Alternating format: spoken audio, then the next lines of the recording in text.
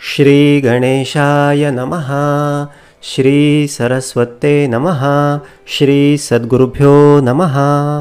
श्री दत्तात्रय प्रभूंना विनम्र अभिवादन करून श्री सद्गुरुचरणी नम्र निवेदन ठेवून आणि श्री समर्थांचं स्मरण करून आज आपण 14व्या अध्यायाचं स्मरण करणार आहोत. खरं तर 14वा अध्याय आपण नियमितपणे वाचत असतो. बऱ्याच ठिकाणी आपण ऐकतो की 14वा अध्याय हा नियमित वाचन केला पाहिजे. पण हा का नियमित वाचन केला पाहिजे, याचं महत्त्व काय आणि हा वाचन केल्यानं काय फायदे होतात किंवा हा कसा वाचावा, किती दिवस वाचावा आणि हा वाचताना काय संकल्प करावा, याचं मात्र आपल्याला इत्थंभूत सगळं वर्णन माहीत नसतं.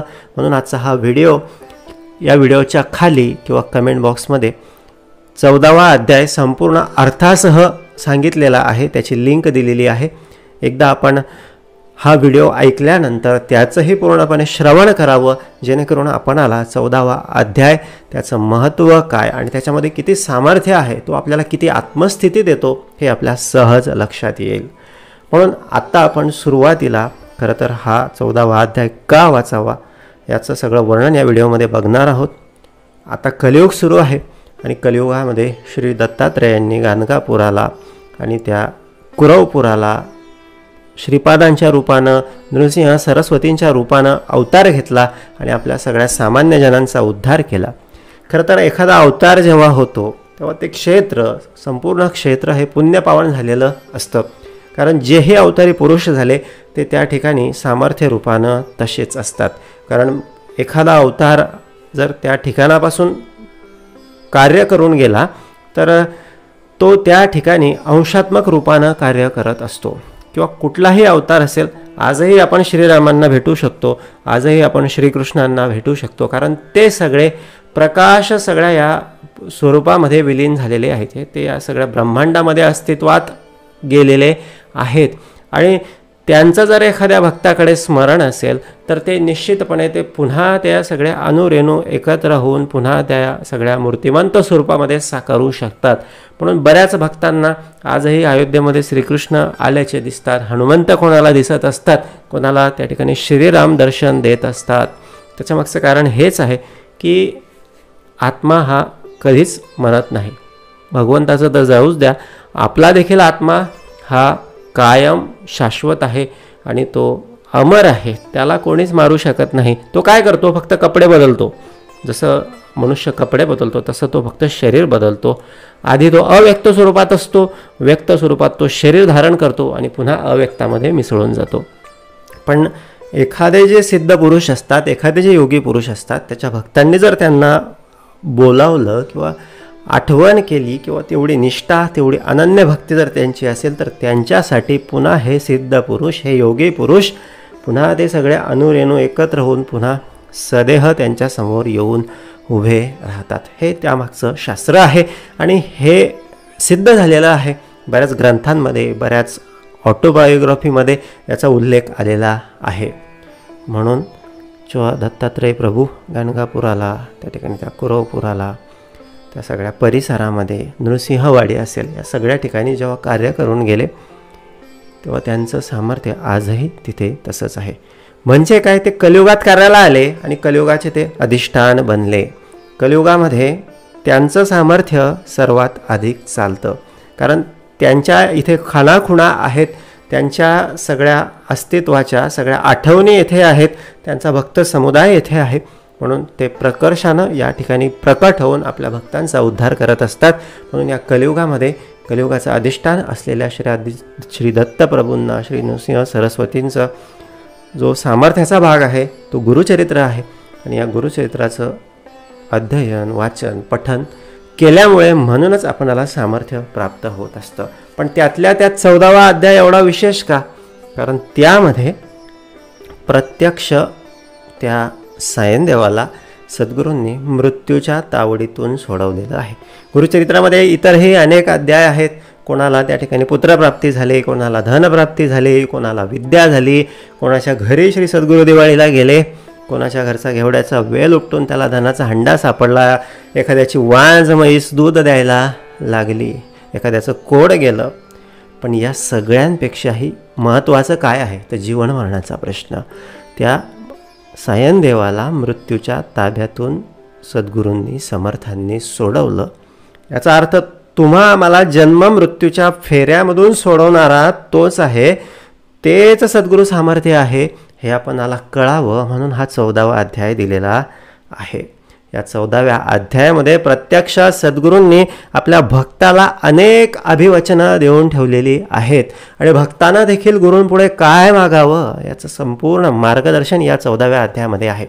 खरं तर भक्त असेल, भगवंत असेल, परमार्थ असेल, हा फक्त विश्वासाचा आहे. आपण मनामध्ये आपल्या अंतरी कुठला भाव धरून बसतो आणि कुठला विश्वास धारण करतो त्यानुसार भगवंत आपणाकडे कशी कृपा करील किंवा भगवंत आपल्या जीवनामध्ये काय प्राप्ती करून देईल हा सगळा भाग अवलंबून असतो.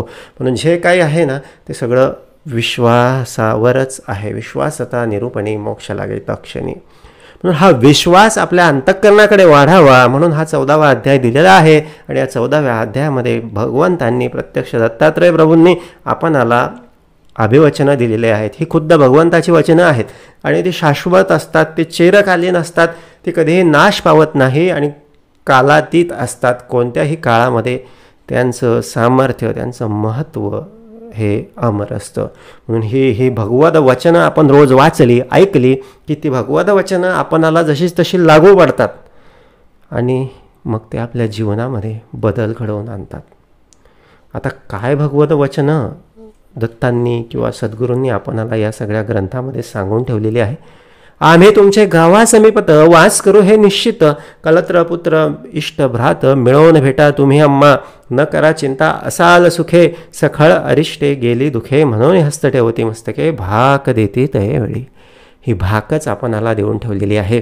आणि हे जेव्हा आम्ही रोज वाचतो तेव्हा हा विश्वास, हे वचन तो भगवंत आम्हाला रोज देत असतो. ते वचन त्या ठिकाणी ते रिन्यू होत असतं आणि त्याचा आणि तुमचा आमचा संबंध हा दृढ होत असतो.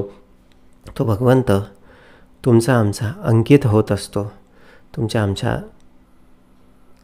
नावाला, तुमच्या आमच्या सगळ्या घराला, तुमच्या आमच्या सगळ्या परिसराला तो त्या ठिकाणी अभिमंत्रित करत असतो आणि हेच आपणासाठी मोठं कवचकुंडल असतं.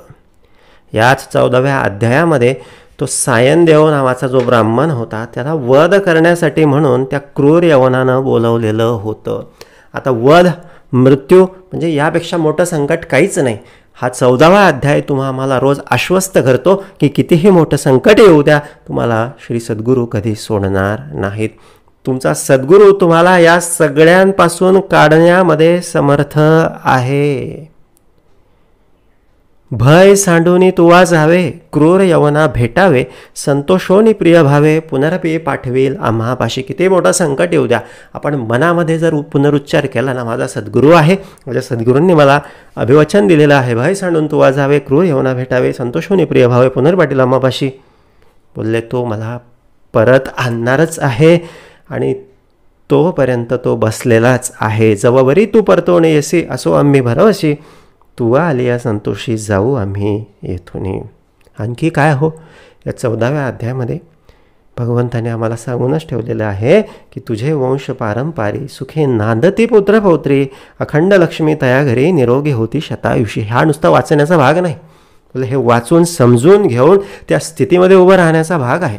तेवढा विश्वास आपल्या अंतरी भरण्याचा भाग आहे. हे वाचताना ना हे मीच आहे आणि मलाच भगवंत सांगतो आहे हे ऐकून, हे वाचून आपण प्रसन्न झालं पाहिजे की भगवंताने मला तुझे वंश पारंपारी सुखे नांदती पुत्र पौत्री, अखंड लक्ष्मी तया घरी निरोगी होती शतायुषी हे अभिवचन देऊन ठेवलेलं आहे. मग किती संकट मोठं असलं, कितीही संसारात अडचणी आल्या ना, बोलले एक लक्षात ठेवायचं की त्या यवनाला सद्गुरूंनी विमुख केलेलं होतं, त्याला उलटं फिरवलेलं होतं. तो मारायला निघालेला होता, पण सायनदेवाला त्याने धनद्रव्य दिलं आणि मानास सन्मानाने परत पाठवलं. तुमच्या आमच्या आयुष्यात येणारं संकट येतं आहे ना, येऊ द्या. अडचण येते आहे, येऊ द्या. बोलले ते आपल्यासाठी चांगलंच आहे, त्यातून आपल्याला कुठेतरी चांगलंच मिळणार आहे. ते संकट उलटं होणार आहे. विमुख होऊन गृहात गेला यवन कोपत, विप्र झाला भयचकित, मनी श्री सद्गुरू सिद्ध्यात असे. फक्त आपण मनामध्ये श्री सद्गुरूंचं चिंतन अखंड करत राहिलं पाहिजे. म्हणून हा अत्यंत सामर्थ्याचा भाग.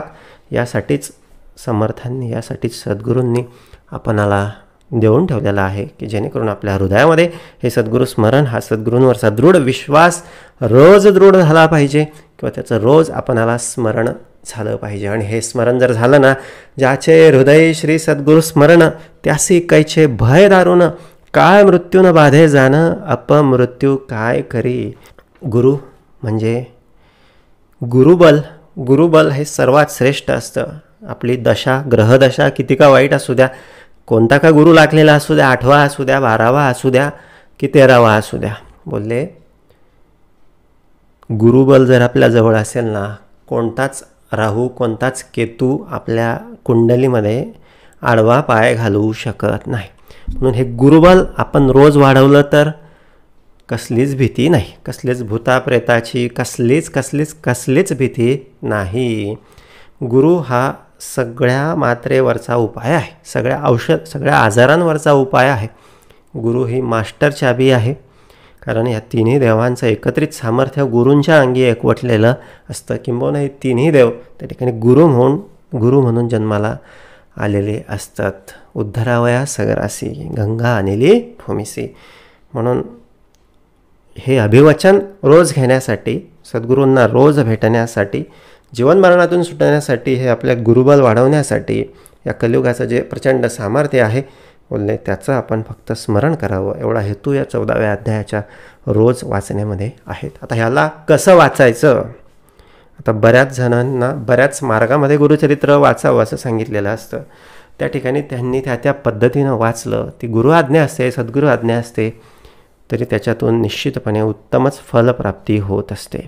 आता ज्याला कोणी गुरु नाही किंवा ज्याला काही कसं वाचावं माहीत नाही, त्याच्यासाठी बोलले त्याने सकाळी आणि संध्याकाळी 2 वेळेस या श्री गुरुचरित्रातील 14व्या अध्यायाचं वाचन करावं.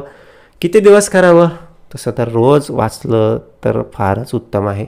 रोज भगवंताला भेटणं, रोज भगवंताशी बोलणं, रोज भगवंताकडून गॅरंटी लिहून घेणं, बोलले यापेक्षा आणखी काय मोठं नाही. पण तरी देखील एखाद्याला पारायण करायचं आहे 7 दिवस, 14 दिवस, 21 दिवस, 51 दिवस, आपल्या संकल्पानुसार, आपल्या वेळेनुसार आपण वाचू शकतो. स्नानादिविधी करायचे, देवपूजा करायची आणि मग हे मोठ्या आसन घेऊन मोठ्या विश्वासानं माझ्यासमोर श्री दत्तगुरू बसलेले आहेत, त्यांना वंदन करून आपण हा 14वा अध्याय वाचावा. केव्हा वाचू नये असं कुठेच सांगितलेलं नाही. पण काय होतं, स्त्रियांना मासिक धर्म असतो किंवा काही सुतक आपणाकडे पडतं, त्यावेळेस आपल्याकडे पाहुणे असतात किंवा आपल्याकडे दुःख असतं, दुखवटा असतो आणि त्या सगळ्या सुतकाची सगळी कामं असतात आणि या सगळ्या धांदलीमध्ये वाचणं शक्य होत नाही. म्हणून अशा वेळेस वाचत नाहीत. किंवा मासिक धर्म आलेल्या जेव्हा एखाद्या स्त्रीला शरीर प्रकृती बरी नसते, थकवा आलेला असतो, कंटाळा आलेला असतो, मानसिक श्रम नको असतात, अशा वेळेस नाही वाचलं तरी चालतं. पण त्यामध्ये असं काही वेगळं विशेष असं काही वेगळं कारण नाही. आणि आता सगळ्यात शेवटी श्री गुरुचरित्र वाचण्याच्या पूर्वी किंवा 14वा अध्याय वाचण्याच्या पूर्वी काही संकल्प करावा का? बोलले नाही केला ते सगळ्यात उत्तम आहे. पण आपल्याला वाटतच असलं की आपल्याला काही दुःख आहे, काही अडचण आहे, काही एखादा भाग आपला सुटला पाहिजे, तर बोलले स्नानादी विधी करून आसनावर बसून वाचण्याच्या पूर्वी हातामध्ये पाणी घेऊन एका वाटीमध्ये ते टाकायचं. ते टाकण्याच्या पूर्वी हातात पाणी घेऊन संकल्प करायचा की मला श्री दत्तात्रय कृपेने माझा हा अमुक असा भाग आहे, तो मी सुटलेला आहे आणि हा माझं हे झालेलं काम, माझं हे निवारण झालेलं संकट मी श्री सद्गुरूंना किंवा श्री दत्तात्रयांना अर्पण करते, असा संकल्प आपण त्या ठिकाणी सोडायचा आहे. ते भाग सुटेल, पुढे सुटेल किंवा संकट होईल किंवा आजारपण किंवा दुःख किंवा अडचण पुढे दूर होईल न होईल, आपण आधीच उच्चारण करायचं की माझं हे संकट गेलेलं आहे, माझा हा भाग सुटलेला आहे आणि हा माझा सगळा आनंदाचा सोहळा, हे माझं काम मी माझ्या गुरूंना, माझ्या सद्गुरूंना, माझ्या दत्तांना अर्पण करते. म्हणजे काम होणे किंवा होण्याच्या अगोदरच आपण पूर्ण विश्वास या निमित्तानं श्री सद्गुरूंवर श्री सद्गुरू दत्तात्रयांवर व्यक्त करत असतो आणि आपल्यामध्ये एक प्रकारचा आत्मविश्वास, एक प्रकारचं चैतन्य श्री सद्गुरुकृपेनं, श्री दत्तकृपेनं तेव्हा प्रकट होत असतं आणि निश्चितच त्याच्या अनुषंगानं तशा घटना आपल्या आयुष्यात घडतात आणि ते आपलं येणाऱ्या काळात ते सगळं, ते संकट, ते अडचण, ते बरोबर बाजूला होत असतं. असा हा अत्यंत महत्त्वाचा आणि अत्यंत सामर्थ्याचा 14वा अध्याय आपण रोज वाचला पाहिजे. वाचणं शक्य झालं नाही तर ऐकला पाहिजे. ऐकण्यासाठी या सगळ्या अध्यायाचा अर्थासह निरूपणाचे व्हिडिओ याच चॅनलला आहेत. त्याचं सगळं वर्णन डिस्क्रिप्शनमध्ये दिलेलं आहे किंवा खाली कमेंट बॉक्समध्ये सुद्धा त्याची लिंक दिलेली आहे. तोही आपण समजून घेण्यासाठी ऐकू शकता. इति श्री सद्गुरु चरित्रामृते परमकथा कल्पतरो श्री नृसिंह सरस्वत्युपाख्याने सिद्धनामधारक संवादे क्रूर यवन शासनम सायनदेव वर प्रधानम नाम 14 अध्याय. श्री सद्गुरु दत्तात्रयार्पणमस्तु. श्री सद्गुरुदेव दत्त.